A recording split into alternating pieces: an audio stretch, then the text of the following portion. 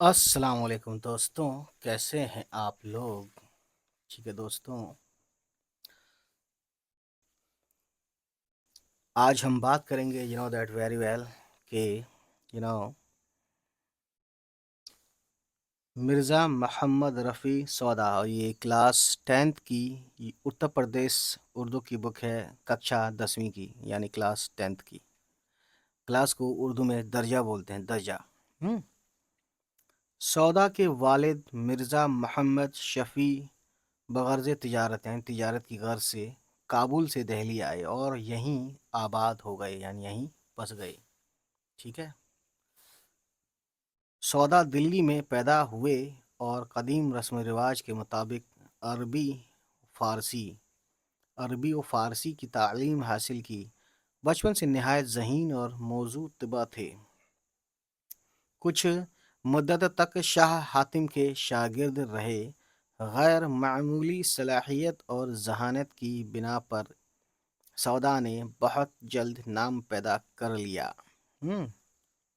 ڈیگے اور دلی کے سب سے ممتاز شاعر تسلیم کیے جانے لگے۔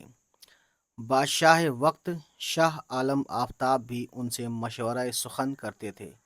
بادشاہ وقت یعنی اس وقت جو بادشاہ تھے، شاہ عالم آفتاب۔ ٹھیک ہے، سودا کی شاعری کا شہرہ سن کر نواب شجاع الدولہ نے انہیں لکھنؤ آنے کی دعوت دی۔ ٹھیک ہے، تو بھیا یہ سب ہوتا تھا اس زمانے میں، بادشاہ وغیرہ یہی سب میں رہتے تھے، شعر و شاعری۔ ٹھیک ہے نا۔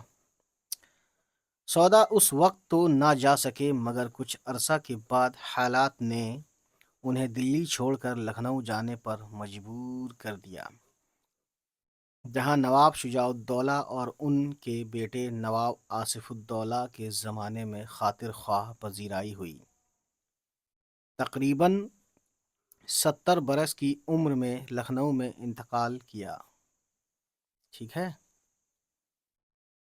اس کے بعد دیکھیے اگلا لائن یہاں سے، سودا مزاجن قصیدے کے شاعر ہیں، ٹھیک، لیکن ان کی غزلیں بھی زبان و بیان کی دل آویزی اور لب و لہجے کے بانکپن کی وجہ سے الگ پہچانی جاتی ہیں۔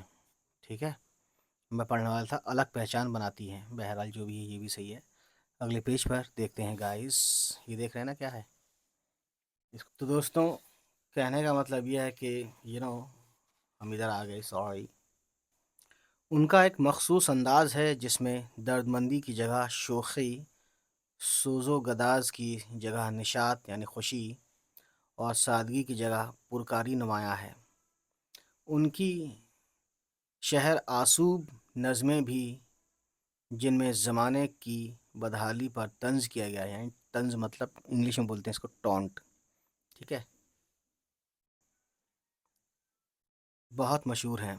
تو یہ جو نظم ہے قصیدہ شہر آسوب، یہ ہم نیکسٹ ویڈیو میں پڑھیں گے، بہرحال فی الحال اسے پڑھ لیں پورا سودا صاحب کے بارے میں۔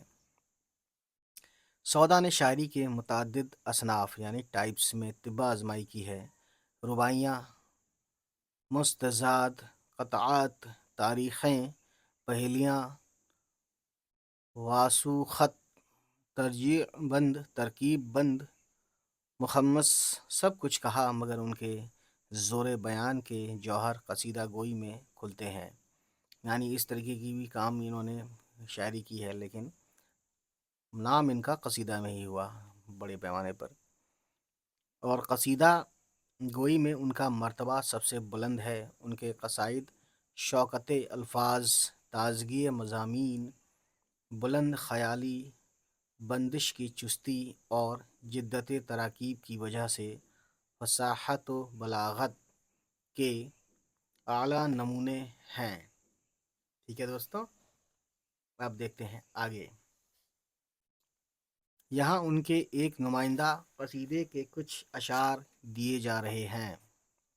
ٹھیک ہے، دوستوں، اس کے ہم ایک دو لائن پڑھتے ہیں، ہے نا۔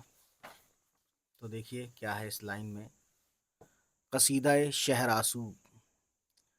اب سامنے میرے جو کوئی پیرو جوان ہے، پیر و جواں ہے، دعویٰ نہ کرے یہ کہ میرے منہ میں زبان ہے. ٹھیک ہے. میں حضرت سودا کو سنا بولتے یارو، اللہ رے کیا نظم بیاں ہے. بہرحال تو یہ قصیدہ نظم ہم نیکسٹ ٹائم پڑھیں گے. ٹھیک ہے نا. تو دوستوں، قصیدہ نظم کہہ رہا ہوں، حالانکہ سب کچھ ہے جو بھی ہے. تو یہ قصیدہ ہم نیکسٹ ٹائم پڑھیں گے نیکسٹ ویڈیو میں. تو آج اتنا ہی دوستوں، چلیے پھر ملتے ہیں. ہمارا یہ میسج جواب پڑھ لیجئے. ٹھیک ہے. Subscribe, please subscribe to my channel and share this video. Bye bye, take care. خدا حافظ.